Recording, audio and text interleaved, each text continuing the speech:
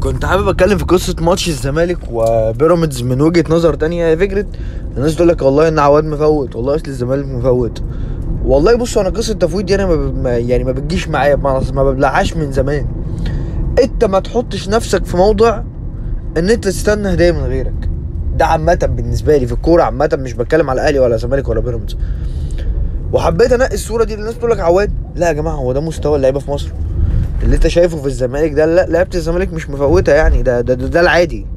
يعني انت لو فتحت كل ماتش للزمالك هتبقى بيلعب بنفس الطريقه. وبعدين ما تستناش حد يجيب لك الدوري. انت كسبت سيراميكا، خلاص اقفل الجبهه، خلصت.